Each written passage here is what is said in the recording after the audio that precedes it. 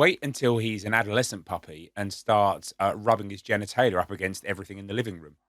That started already. No.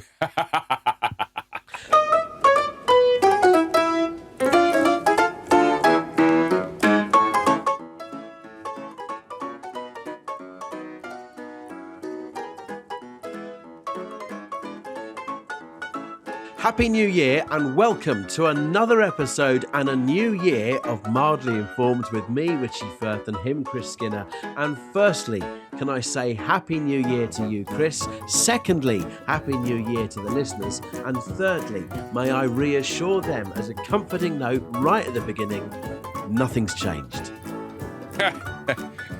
Oh, damningly so. If only the people knew how complicated it was for me just to open my headphones today. It's been a really low energy start to the year, but we're here now. Here now. And Rich, I just want to say it's been a few weeks since I've seen you, and I know that you've been smooching with everybody.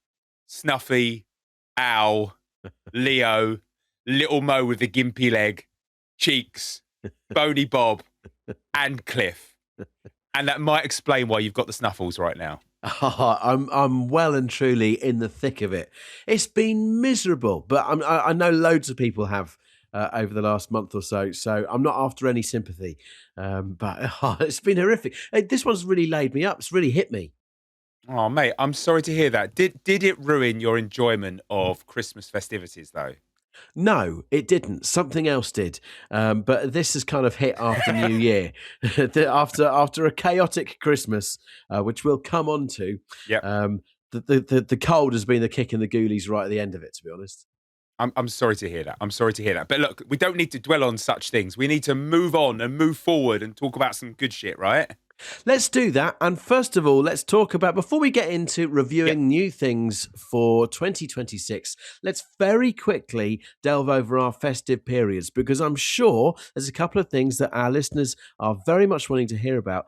First of all, for the first time in 2026, my meat probe, which you may well remember,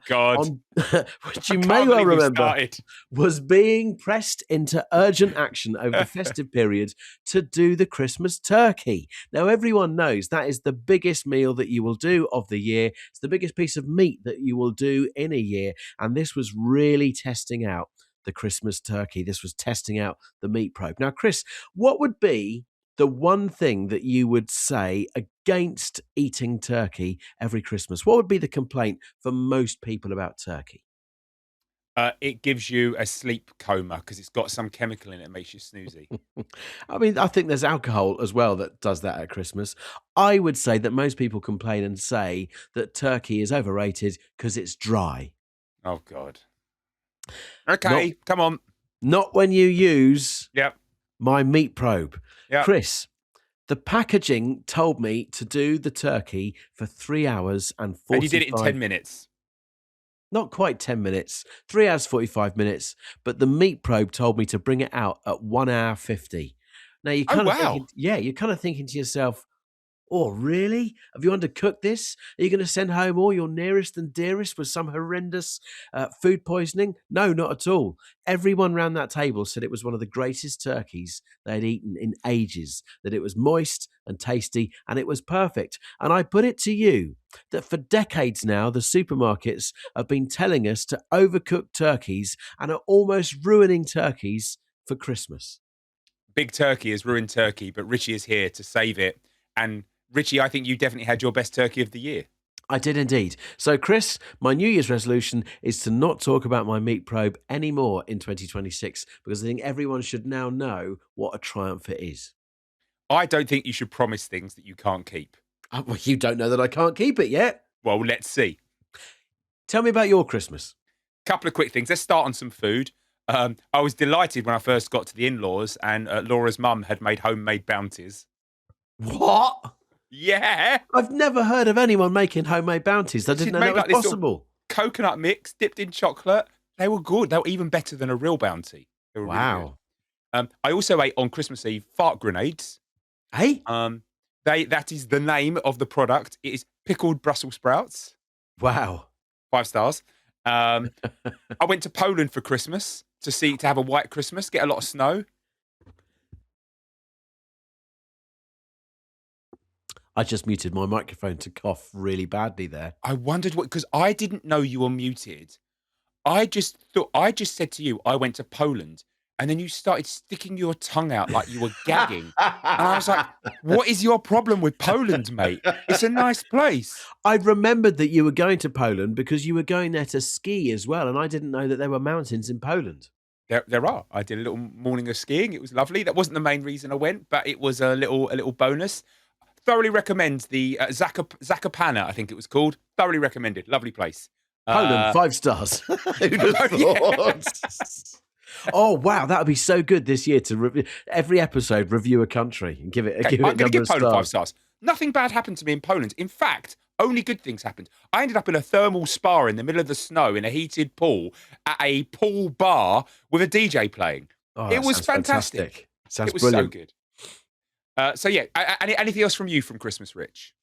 Let's get straight into it and start reviewing 2026 because that will deal with anything else from me for Christmas. Yes. Chris, we welcomed to the household a new member of my family. He has 4 legs and he is called Eddie, and he is a golden retriever.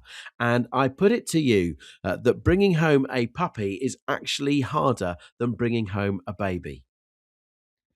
I don't know why this surprised you. Like, they're really hard and they're completely unreasonable and they're not human.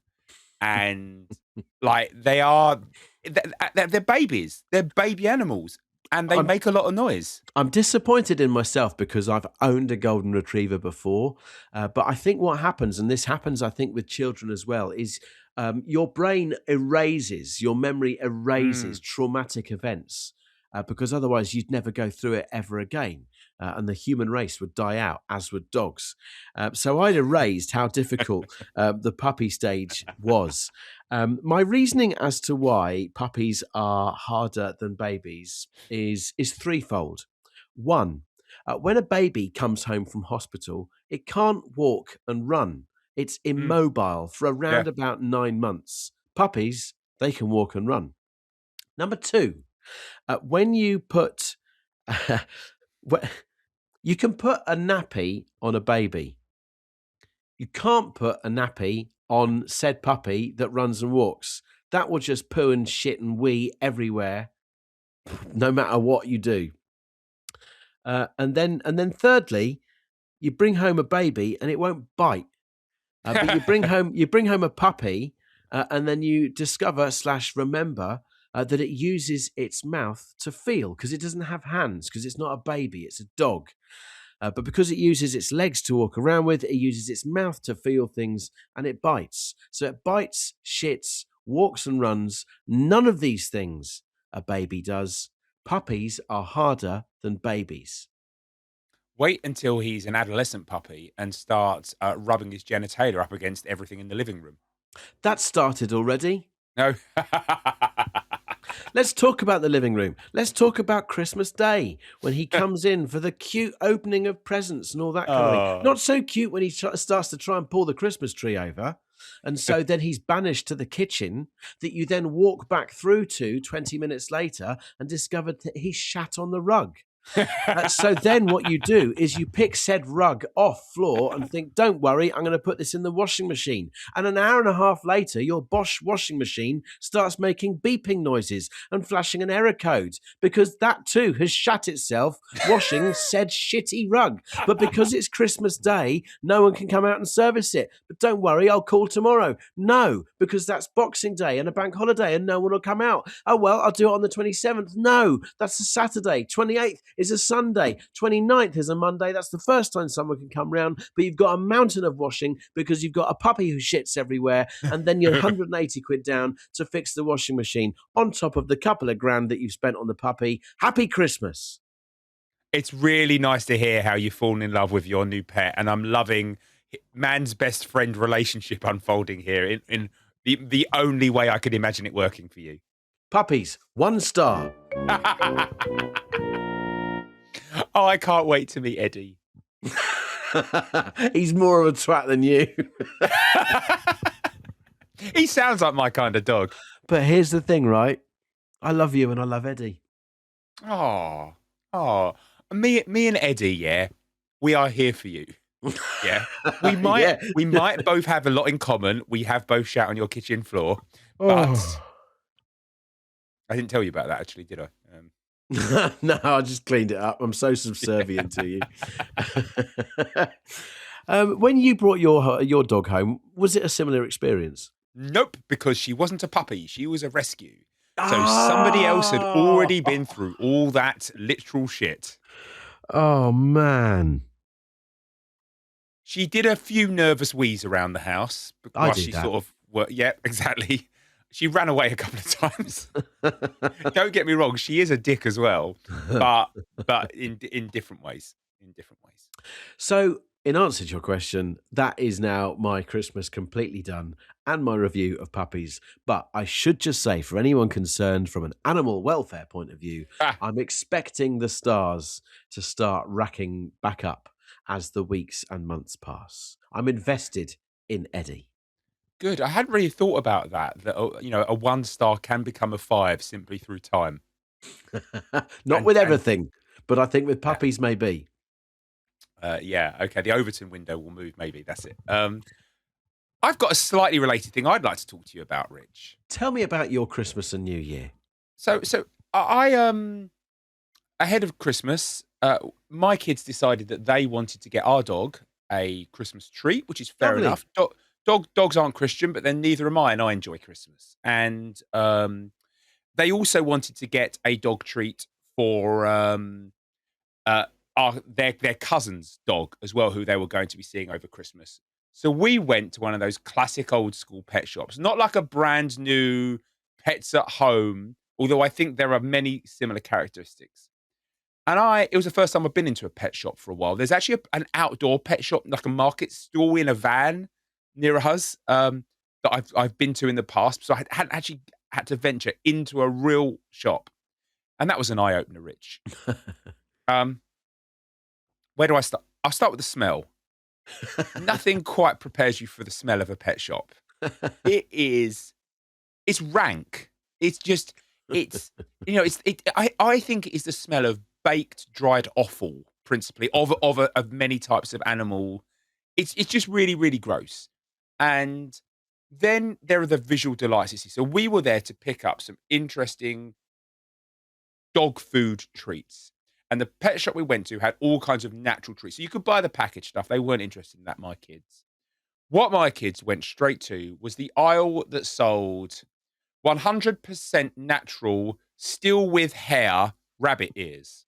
They're so good for dogs. Well, yes, they were very popular. They went to get lamb's ears.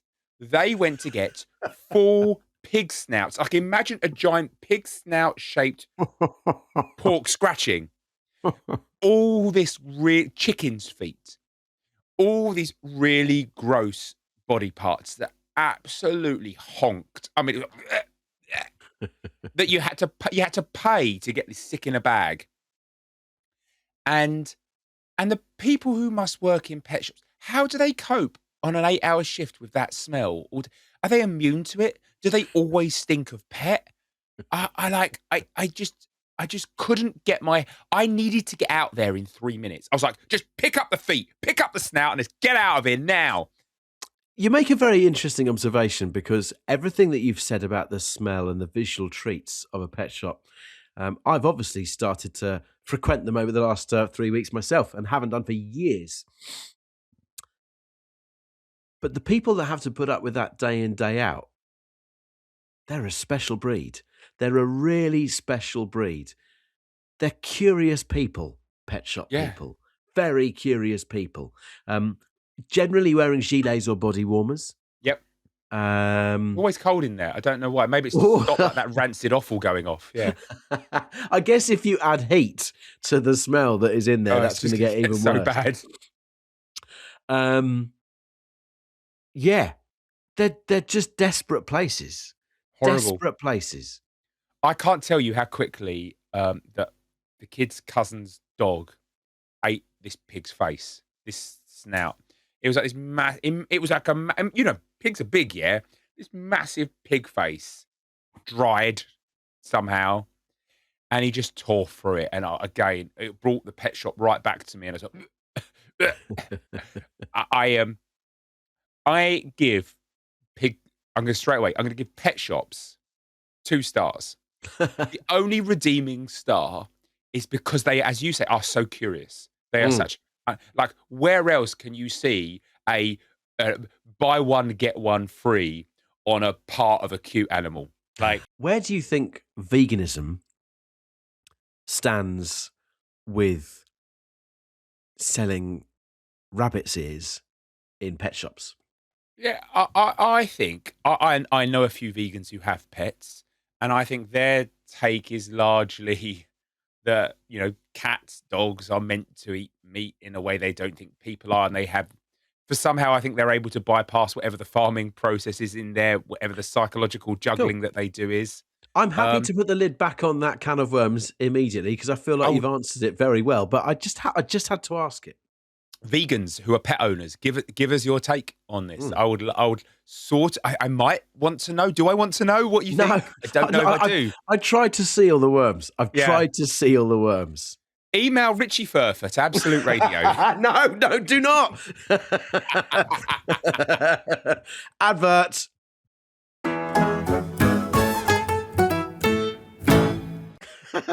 Oh dear. Good break. Good break. Rich, tell me something else about your life, please. Chris, I want to talk about the Thomas Frank affair. I'm not confusing my movies here. I'm talking about the manager of Tottenham Hotspur Football Club. Now, something has happened. This isn't about the relative sporting fortunes or not of the 2 football sides that you and I support at the moment. Arsenal for me, Tottenham for you. They are rivals for those who don't know their sport or their football. One doing better than the other at the moment. It's more about it's almost up there with the Louvre heist. What I'm about to say. We need to talk about what happened to Thomas Frank. Now he's the manager of Spurs. Spurs are the team out of the 2 that aren't doing so well at the moment, and I think it's fair to say that in life sometimes when your chips are down, you just can't get a break.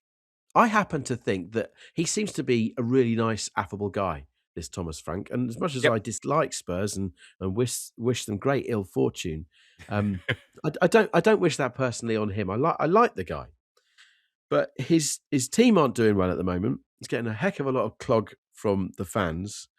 So let's fast forward to a couple of nights ago when Spurs were playing Bournemouth away. And Thomas Frank is pictured after the game, stood on the pitch having a cup of coffee from an Arsenal coffee mug. The mug of their great rivals. And the internet just blows up. And I see it, I'm thinking, oh, another amazing piece of AI or jiggery pokery. And it turns out it's not. He really was drinking from an Arsenal coffee cup. Now, it was like one of those disposable, maybe paper coffee cups. But you're thinking, how has this happened? And he has to address it in a press conference afterwards, obviously saying, hey, of course I don't know that I was doing that. I would never purposefully drink from that. Why am I having to answer this question? But this is where there's sort of like the heist element of it, Chris. How has this happened? Now, the previous team to have played at Bournemouth Stadium as the away side was Arsenal. So this says to me that obviously Arsenal travel to away games with their own sets of paper cups because they just don't know what they're going to be furnished with when they get there. I can go with that. But then take a leap on from that. It then says to me, well, obviously AFC Bournemouth don't tidy up their away dressing rooms very well if there's still Arsenal coffee cups hanging around. Or do they tidy them up, but a member of AFC Bournemouth staff thinks, oh, let's keep one of these cups and see if we can give it to Thomas Frank. But then, is it the case that the Spurs team get there, see that cup, and one of the backroom staff thinks, this guy's such an arse. Let's see if we can frame him with this and and do him a coffee in a cup. Or is it just by chance and then no one looks at it? But how do you not notice what's on a cup? There's so many questions. There's so many different ways this could be cut up. And I wonder whether you, as a Spurs fan, have your view. I find this a difficult subject to discuss. It does remind me of the classic prank where you can buy mugs where on the underside of the mug, as the person drinking it tips it up to drink, on the underside it says twat. I don't know if you've ever seen these before. Yes, I have. But pertinently, the crest is not on the bottom of the mug. It does have echoes of it. It's on the side. How do you not notice 50% of the side of the cup? If we were in the top half of the table, let's set the bar low. If we had just not lost to a team with about 15,000 fans, if life was going well for us, it could have been brushed off with a couple of jokes. But as you say, when the chips are down, I have some sympathy for him. I do. I have a lot of sympathy for him. But there's a lack of attention to detail here. And I'm sorry, unless, I guess the only person, I'd love to know who poured that coffee. I'd love to know who poured and served it. It is, frankly, super embarrassing for him and therefore the club and therefore people like me who have patiently sat through so much shit for so many years now, it feels, have just got their head in their hands going, my feeling right now is, I'm not saying it's because of the cup. I just want to tear the whole thing up and start again. I want to get rid of everybody. There's a couple of teenage players I'd like to keep. Other than that, I could literally clear the entire thing out. But you make a really interesting point, and this isn't a sports podcast. I think this is the kind of thing that you could actually sort of take into business as well. I'd clear everyone out who's ever worked on this project in any way, shape, or form ever. But nothing to do with sport. This one little episode shows the difference between two organisations. Arsenal have the attention to detail of thinking, for the away game, we're going to need to take our own load of coffee cups. So they're that anal about things. They think, right, we'll travel with coffee cups. Spurs don't even check what they're drinking out of. Do you see what I'm saying? And that's just on that one thing. So that's a mindset of an organisation, isn't it? I feel really sorry for the possible young intern who was like, at the end of the game, it's been really tough. I'm going to be really useful and really helpful here. I'm going to get Mr. Frank a cup of coffee just so as he can prepare for the post-match conference, and then he just absolutely gets murdered. I don't want to talk about this anymore, Richie. It's horrible. It's horrible. It makes me feel sick, and I know that you Arsenal fans must be loving it. I've seen the memes. I've seen them all. Him in his Arsenal PJs in his Arsenal bedroom. I've seen the lot. We're all sharing them ourselves as well. We're all thoroughly miserable. I haven't watched a game of sport that I enjoyed now in months. Any sport. I have to review. Yeah, I'm going to give the Thomas Frank affair, because of all of the questions and the intrigue that it brings, 5 stars. Yeah. Good for you. Chris, loads been going on this week. What else have you observed? Hang on a second. I'm just pausing because, thank you, Law. A cup of tea has just arrived on a dog tea. Wouldn't that be amazing? It's actually my Daphne mug. Oh, well, that's lovely. There we go. And that shows how Spurs need to aspire to what's going on in your household. Your wife has brought you a coffee. She's not set you up. Imagine if she brought you a coffee, you started drinking it said twat on the bottom. Yeah, I mean, I'm not ruling that out being on the bottom. I'm really not. But we have been talking about our dogs, and here I am drinking from a dog mug. I feel that we have an attention to detail. Astonishingly, how can this podcast be more organised than a £1 billion football club? And we'll show you how organised it is, because for those of you who are watching on our YouTube channel, you've been able to see Daphne, which is great. So at this juncture right now, I will share you a little picture of my 4-legged shit stain called Eddie. Rich, you talked about this being an eventful week. I want to talk to you about Goretti.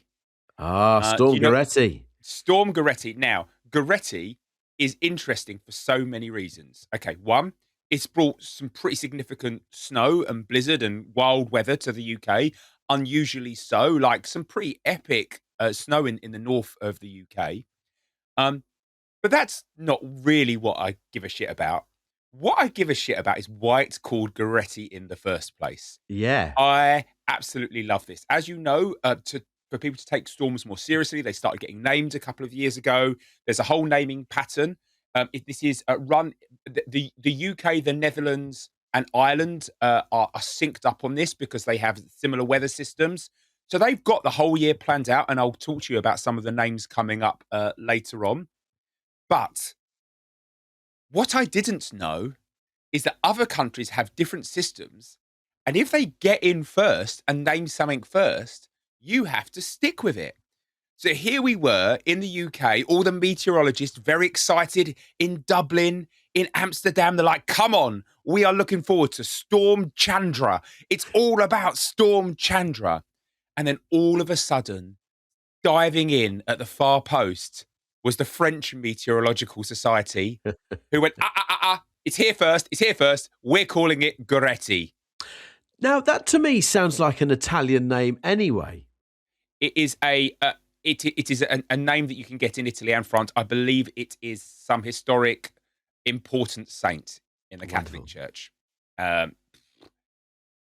don't care. What I do love, and you know, is there's clearly a rivalry between France and the Netherlands, as passionate as there is between France and the UK, as there is now, thanks to Thierry Henry, that dirty cheat, between Ireland and France too. And I just like, I think this is, I never knew there was meteorological shithousery that went on.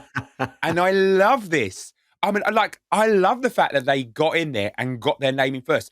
It feels a bit like a certain president taking ownership of this, saying, no, we're going to call it this now. It's not called the Gulf of this. It's not called Storm that. I genuinely am surprised that he didn't get out there and name it after himself.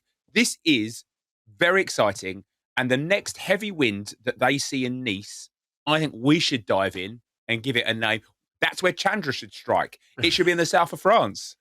So Chandra was going to be what it would have been called. That's what we've got down for C this year. I believe the next storm, when we get to name it, will finally get named Chandra. What have we had already then this season? What was A and B? I mean, what's the storms gone? Amy and Bram. And Bram struck most prominently in Ireland. Amy definitely hit us in the UK. That was a bit of a news story. Mm-hmm. And do you want me to go through some of the future names? Yeah, go on. So they are, as I said, they are made with the UK, Ireland, and the Netherlands in mind. So the names reflect that. So there's a lot of names that would work in any of those regions, but there are some real specific ones. So clearly there's a Dave. Dave will be D. And brilliant. You know, works in loads. Eddie will be E. Fanula F's good to have a strong Irish name. Gerard, another good Irish name. Hannah probably works in all the countries. Yes. Isla, Jana, very Dutch. Yeah. Cassia.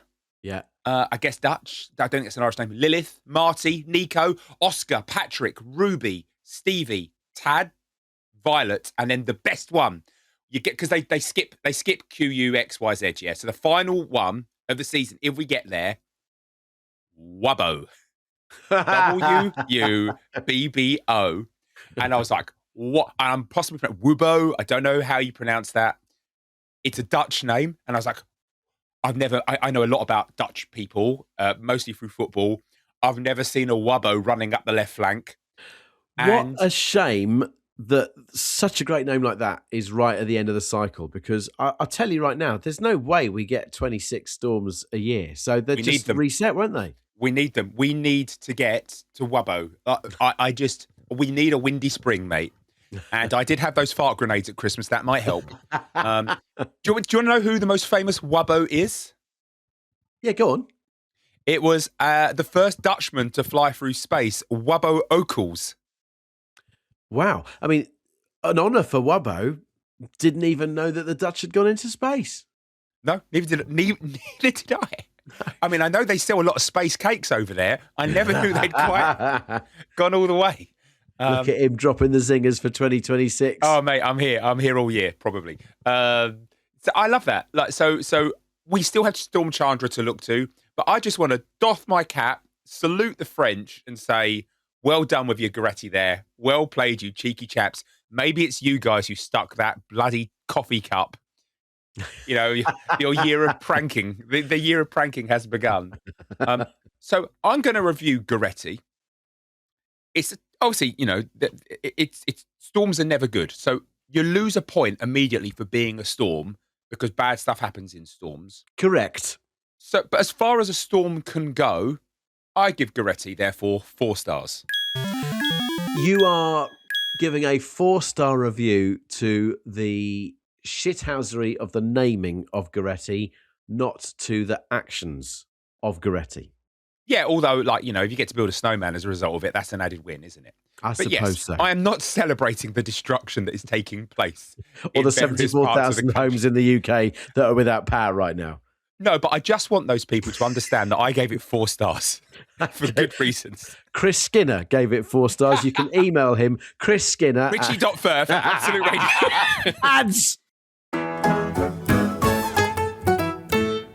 Rich, there's got to be one more thing for us to discuss before we go over to the Patreon, where, holy moly, I've got some stuff I need to get off my chest.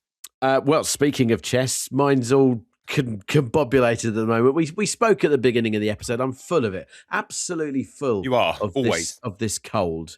That's all it is. It's a cold. It's not the flu. I've still been able to function. Flu just lays you up completely. I took a flu jab in October, so it's just a really bad cold. There's plenty of them go. That says twat on the bottom of your mug. There's plenty of it going around at the moment. What I want to talk about is the cold and flu pills that you can get. You can buy them from any supermarket. You can buy them branded. You can buy them supermarket-wise. But generally what they will do is they will come in 2 blister packs, and it'll be about 48 hours worth of treatment. 3 pairs of yellow and red ones for taking during the day, and then a light blue and a dark blue one to take at night. I've got a feeling that this is absolute nonsense. There I am, just like religiously going, oh, got to take me day one. All right, last one of the day. Let's take the blue ones now because this is for nighttime. It's really good. They're just the same stuff, surely. Has anyone ever really looked into the fact that these pills are different?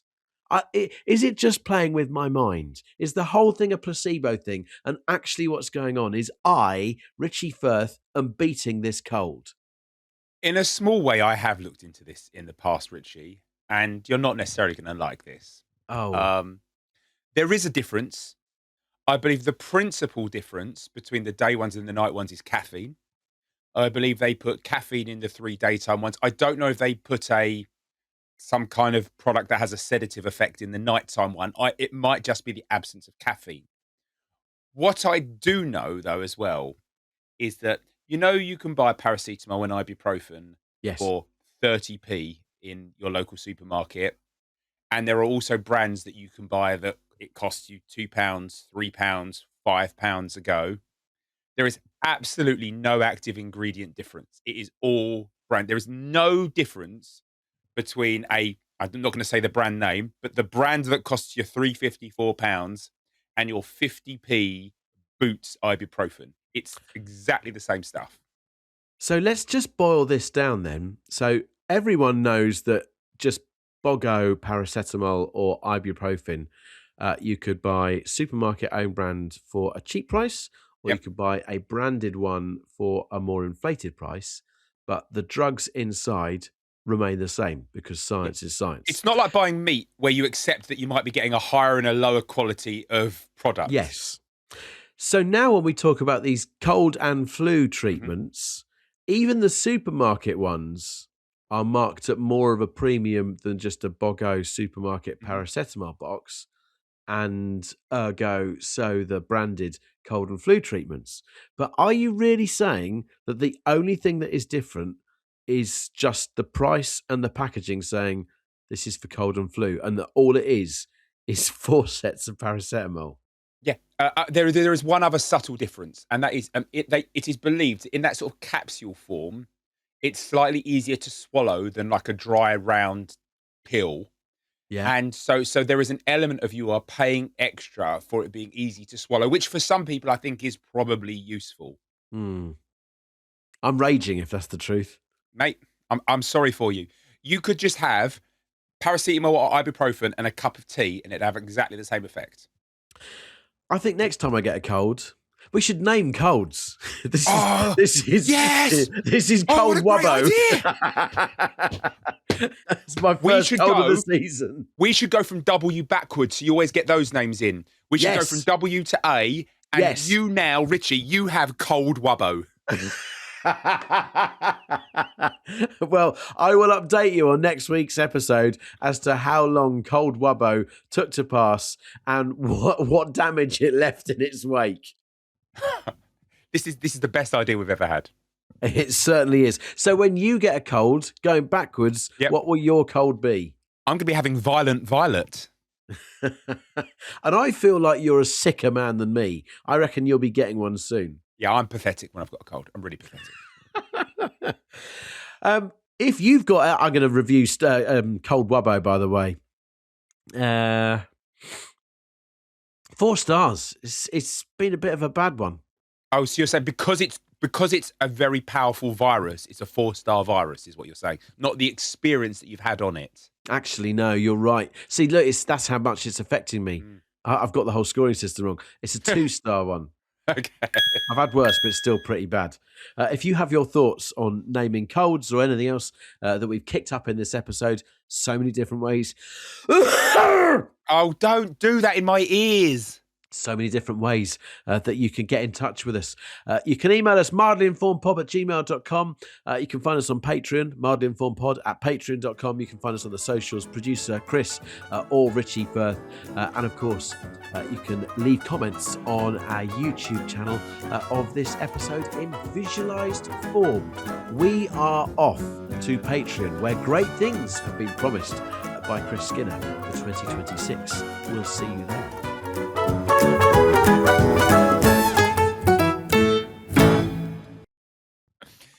I think I now know what it looks like to see you poop.